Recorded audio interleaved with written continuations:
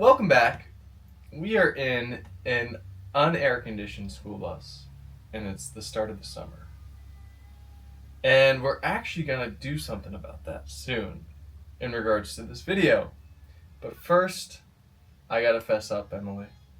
What did you do? I made a mistake. In our awesome planning for our whole floor plan, we had this cool idea in the corner. Do you want to tell them what we thought?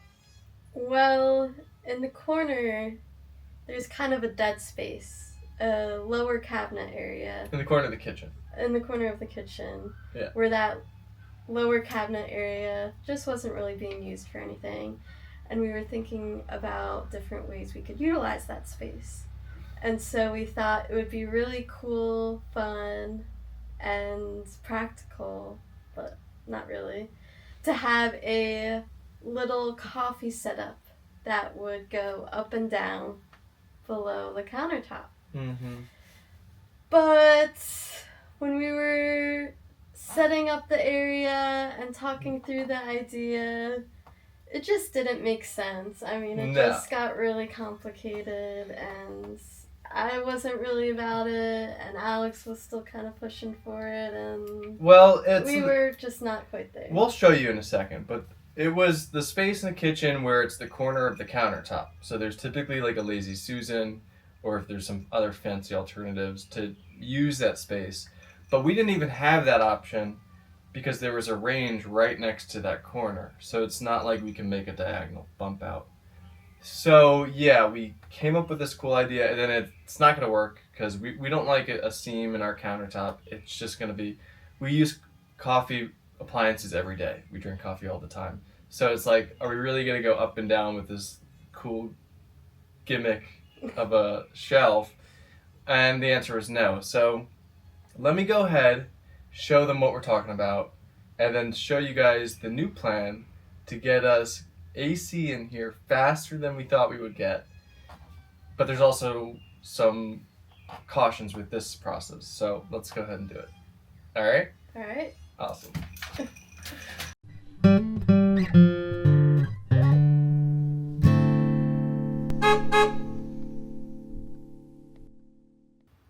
All right, so welcome in our kitchen. We were just sitting over here. This is our dinette. And yes, it's so hot. These windows face westward. So when the sun's, over noon, 3 p.m., it's just coming in. So we're keeping this up here for now until we get real curtains. But now you are in our kitchen, and we have this really cool bump out that's going to curve like this. So you have this kitchen workspace. This is all countertop. You've got a range here, right under this window. And then, lo and behold, we got these carcasses in a couple days ago. So this is going to be kitchen prep right here, and then our sink over here. So it's all coming out quite nice, if you ask me. I mean, there's been little hiccups, except for this thing. So this corner here, really where my hands are, this space is not accessible from the kitchen. And we have a dinette on this side, so it's really not something that we can easily access. We can make access for it, but it's not something that we could do regularly for things that we need often. So the idea is that we wanted to fill this space with something important, and our batteries are all in this dinette. So in the bench of the dinette are the 48 volt batteries that we have, and honestly, we envisioned that battery bank and the inverter and everything electrical to be under the bus in our storage boxes, but that just seems to be less and less practical. So what we want to do is we want to put our inverter in this space underneath the countertop. So this way, it's right next to the batteries. It's not something that we need to touch upon or access a ton, but we'll still need access to. And it's just inside the actual frame of the bus, so it's not going to be exposed to the cold temperatures as often or the really hot temperatures. It's going to be in a climate controlled space. So that's the plan. What do you guys think? Emily, what do you think? Well, I think it's a great idea. I just have more peace of mind with it inside the bus. It is maybe a little nerve-wracking having it right next to the stove, but it seems like you did your research there and it's all good, right? Well, yeah, I mean, everyone has an opinion, and chat does too, ChatGPT. But the range being here is pretty safe. The main issue, of course, is we don't want them to have any sort of opening. So if I were to spill hot boiling water off the stove and it fell down in the crack and it got into that area, we obviously want to make a solid wall there. But this is going to be like my overhaul access panel to the actual unit, the inverter that is. And what I mean by that is if we need to replace the whole thing, I'll have access from the front for little maintenance items like reconnecting wires or flipping breakers, whatever it may be. But if I really need to just remove the whole unit, we could pull the range out, unscrew some screws into this cabinet carcass, and then we can see the full unit there and get full access. So that sidewall isn't necessarily making the cabinet carcass square. It can live on its own without that wall. Yes, exactly. Okay. And so the biggest thing with this is it's a big inverter. It's going to be the EG4 12000 XP.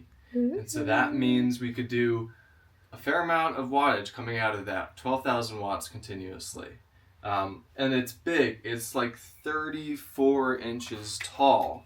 And countertops are 36 inches tall.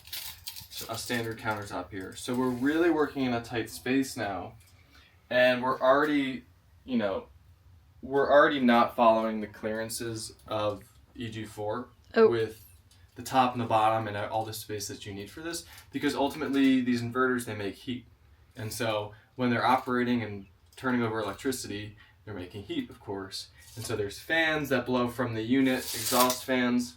And so we can't just keep this in a self-contained little box, because that would cause it to overheat and bring issues to us. So the first thing is with the height, and this is crazy, but this is what we have to do. I'm going to have to cut out this actual subfloor so we get extra height there. And then I'm actually going to tilt the unit just a bit.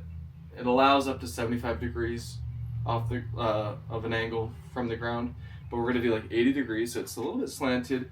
That makes the conduit and all the wires from that exit the unit at the bottom turn a little bit easier.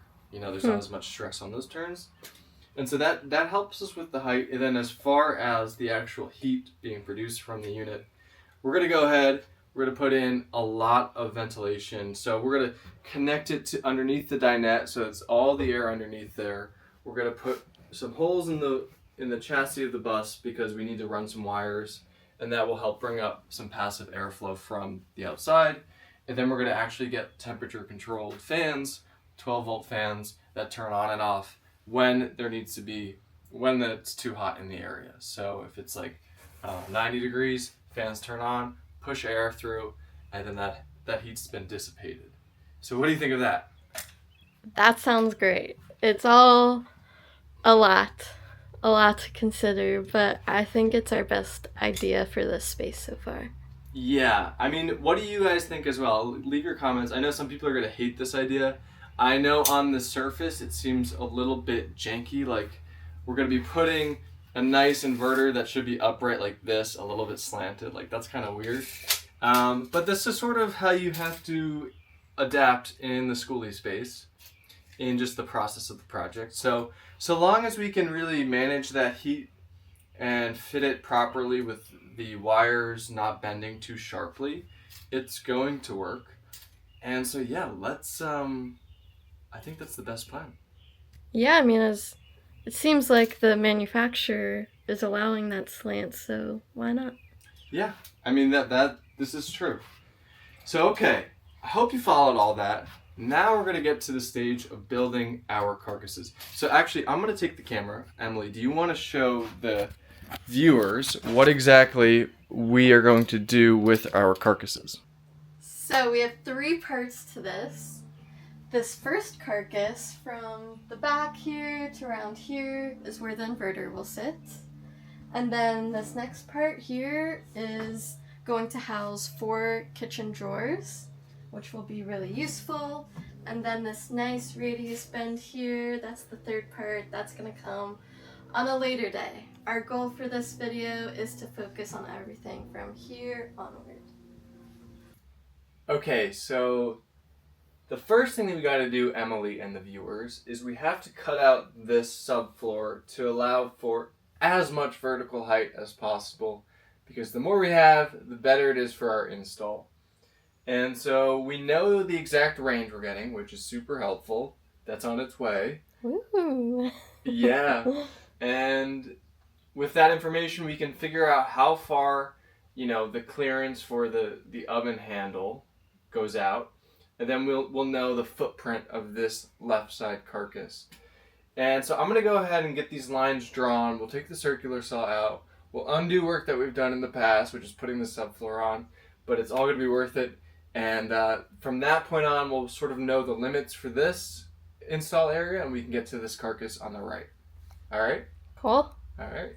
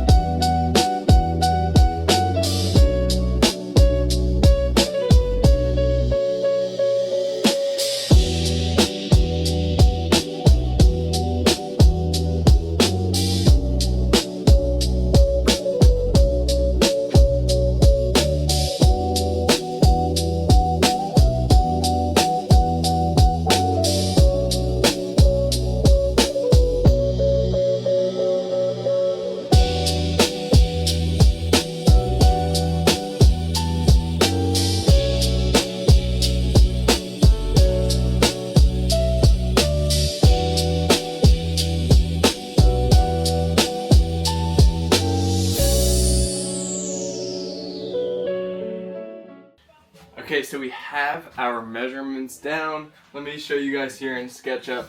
This is the program we like to use. It's not too complicated and pretty straightforward. So the inside width of our carcass here, this is the kitchen cabinet one, is going to be 23 inches wide, and it's only going to be about, with the face frame and the actual drawer doors, it's going to be about 19 inches deep, which allows us to have 18-inch drawer slides on it. So that is all well and good. We're going to go outside. We have some leftover plywood that we're going to use, and then we're going to start getting into our other supply. We have 2 big sheets of this left. We're going to have some extra, which is great. And so yeah, let's go ahead and make this thing.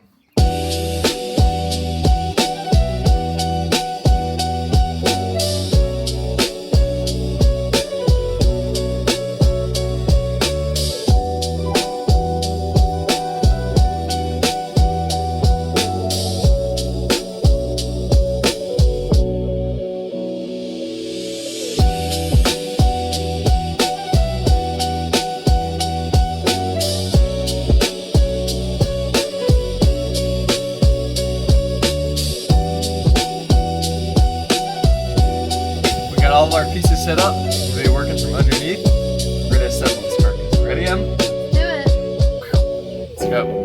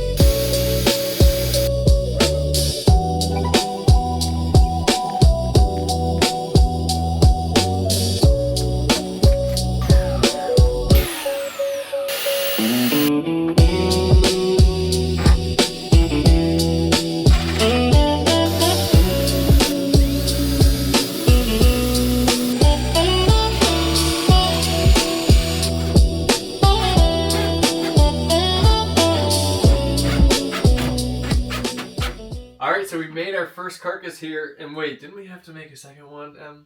Wait a second. Whoa! It's here all of a sudden. Now I'm more dirty and sweaty. What happened? Anyway, this is our bump out that we built out. It looks really good. We got our kitchen storage on this side. And we've got the frame for our carcass over here, which is going to house that big inverter and any other electrical stuff that we may have. So the last part of this is we have to do a roundabout sort of bump out for this because we don't want it to be sharp, rough edges. We want a nice smooth countertop that bends around like so. And that'll be for another day, but we have this space made. We're going to go ahead and call it for this video right now. Get on to the next project. Who knows what it's going to be. There's projects left, right, up, down, diagonal, all over the place. But hope you guys liked it, and we'll see you around. Next time, you get to see our kitchen cabinet materials show up and be cut down and installed. Also, we have a major appliance on its way that you'll get to see, so keep an eye out, and we will see you soon.